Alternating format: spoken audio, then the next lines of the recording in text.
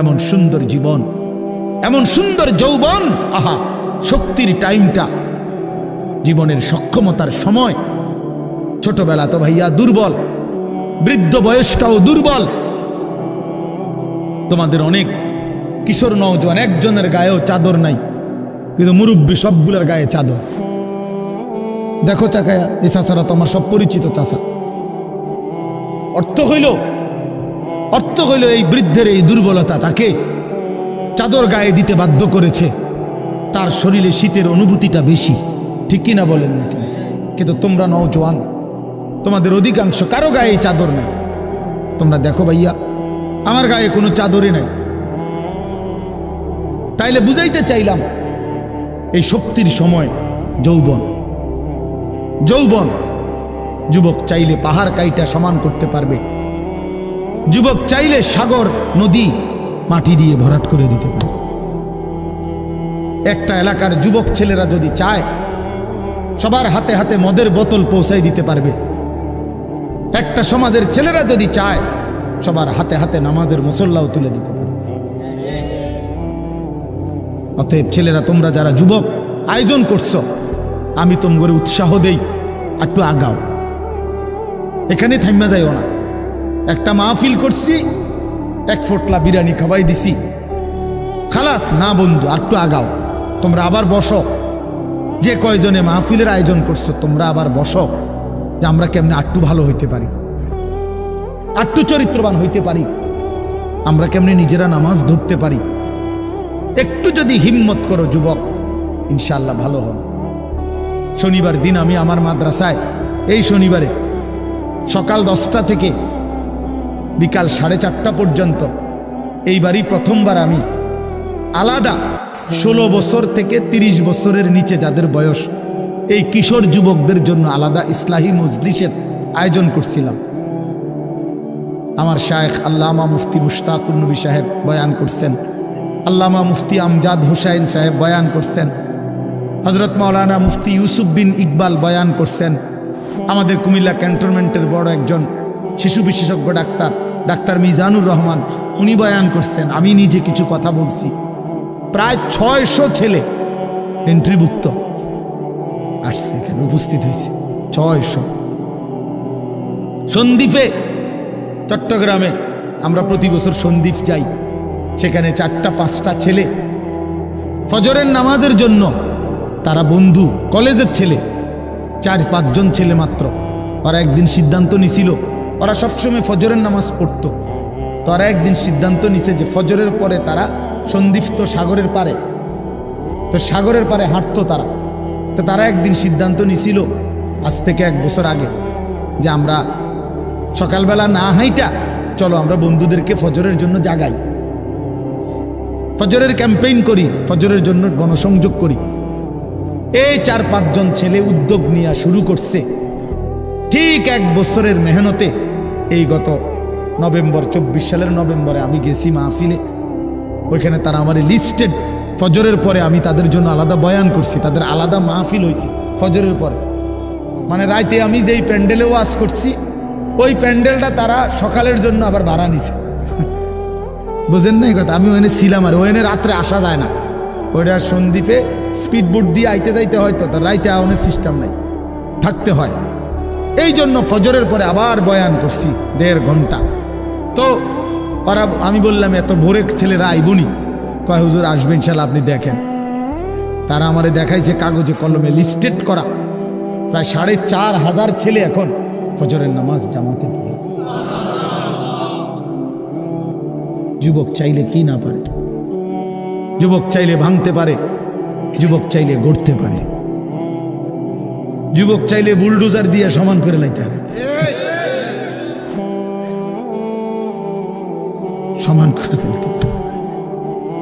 আবার সেই ভাঙার উপরে যুবক চাইলে গড়তেও পারে। আল্লাহ তাআলা নওজোয়ানের শরীরে অসম্ভব হিম্মত দান করছে, অসম্ভব হিম্মত। এই জন্য বাপ, আমি যুবক যারা, তাদেরকে উৎসাহিত করলাম। মহান আল্লাহ পাক রব্বুল আলামিন আমাদেরকে বলছেন, আমি তোমাদের ইমানদার, ইমান নিলাম, আমি ইমান দিছি বান্দা, আমি গত বছর যখন তাবলীগের সফরে ছিলাম দিনাজপুর জেলায়, গত বছর আগস্ট মাসে ৭২ বছর বয়স্ক একজন হিন্দু লোককে কালেমার দাওয়াত দিছিলাম। ওনার 2 ছেলে মুসলমান। ওনারে আমি 2.5 ঘন্টা কালেমার দাওয়াত দিছি। আমরা 3 জন আলেম মিলে কত অনুনয় বিনয় করছি, কাকুতি মিনতি করছি, কাঁদছি, চোখের পানি ফেলছি। একটা বার চাচা কালেমা পড়েন, আপনার ছেলে মুসলমান, ছেলের বউ মুসলমান, আপনার নাতি নাতনি সব মুসলমান, আপনি এখনো বসে আছেন কেন? আহা, এই ৭২ বছর হয়ে গেছে। বুড়া মিয়া কয় আমি ওটা বলবো না। বলে নাই। আমি আমার সাথীদের কাছে, আমার 26 জন সাথী নিয়ে চিল্লাই গেছি। 16 জন আলেম, এক চিল্লা সফরে 950 মানুষ আল্লাহর রাস্তায় বের হয়েছে চিল্লার জন্য। আলহামদুলিল্লাহ, আল্লাহই করাইছে।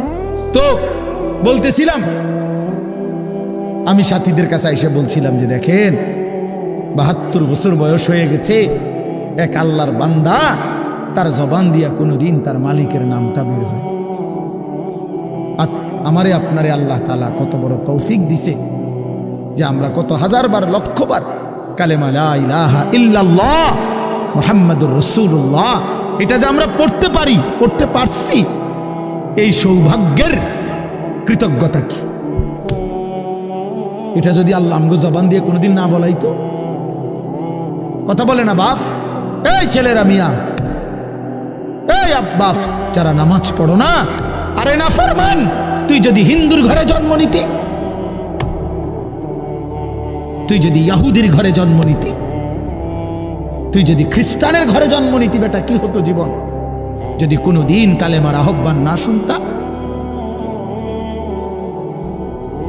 তুমি তো মুসলমানের ঘরে জন্ম নিয়া এভাবে ইমানকে ফেলে দিলা। মুসলমানের ঘরে জন্ম নিয়ে এভাবে নামাজকে প্রত্যাখ্যান করলা। ছি ছি ছি ছি, তোমারে দেখে তো হিন্দুও হাসবে, তোমারে দেখে তো ইহুদিও হাসবে, তোমারে দেখে তো খ্রিস্টানও হাসবে, যে দেখছো হয় নাকি শ্রেষ্ঠ জাতি, ওদের ধর্ম নাকি শ্রেষ্ঠ ধর্ম, ওদের ধর্ম কোরআন নাকি শ্রেষ্ঠ কিতাব, ওদের শ্রেষ্ঠ ধর্ম ওদেরই পছন্দ হয় না, ওদের শ্রেষ্ঠ কিতাব ওরাই পড়তে পারে না। তো এটা কিসের শ্রেষ্ঠ? কথা বলেন না। তাহলে আমি তো আমার ধর্মের অপমান। কথা বলেন না, আমি আমার ধর্মের অপমান না, আমি আমার কোরআনের অপমান। এজন্য তোমরা যারা বেনামাজি ছেলে, তোমরা ধর্মের অপমান। তোমাদের যাদের চুল বেঈমানের মতো, তোমরা মুসলমান ধর্মের অপমান।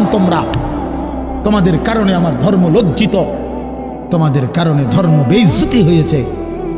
তোমরা ইসলামকে অপমানিত করলা, আল্লাহকে অপমানিত করলা, আমার নবীর শ্রেষ্ঠতম 23 বছরের আদর্শকে তোমরা অপমানিত করলা।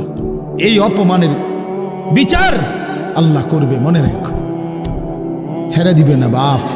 আল্লাহ কোরআনে বলছে, বান্দা আমি 1 সেকেন্ড ছাড়বো না, আমি হিসাব নিব। তুমি আমারে কি মনে করছো বান্দা? বাদুগা খাওয়াইছি দেখিয়া তুমি মনে করছো আমি মাতি না? হ্যাঁ, কিটা মনে করছো? এ পেশাব পায়খানার ভাত তুমি মনে করছো? আমি কিছুই বলবো না, কিছুই বলবো না। তুমি জানো না ফেরাউনকে শোয়াইছে কে? তুমি জানো না কারুনকে শোয়াই দিছে কে? তুমি জানো না নমরুদ সাদ্দাতকে নিশ্চিহ্ন করে দিয়েছে কে? তুমি শোনো নাই? তুমি আন্দাজ করো নাই আমি আল্লাহ কেমন? এই পৃথিবীর কত অবাধ্য জাতিকে আমি আল্লাহ ধ্বংস করে দিয়েছি, শোনো নাই? কই, গোটা পৃথিবীর সমস্ত আধুনিক প্রযুক্তি থাকার পরেও তো বাবা আমেরিকার ওই বেঈমানরা, ক্যালিফোর্নিয়ার লস অ্যাঞ্জেলস তাদের একটি স্টেট আগুনে দাবানলে পুরে ছাই হয়ে গেছে। লক্ষ লক্ষ কোটি কোটি মিলিয়ন বিলিয়ন ডলারের এক এক বিল্ডিং। আপনারা মুরব্বীরা মিলিয়ন বিলিয়ন ডলার কি তাই বুঝতেন না? কয়টা? আপনি 1 মিলিয়ন বিলিয়ন ডলার কত টাকা? কমপক্ষে 300 টাকার বেশি। মানে আপনি এটি বুঝতেন না, টেহাইডি এটান বুঝতেন না। কথা বুঝছেন কিনা?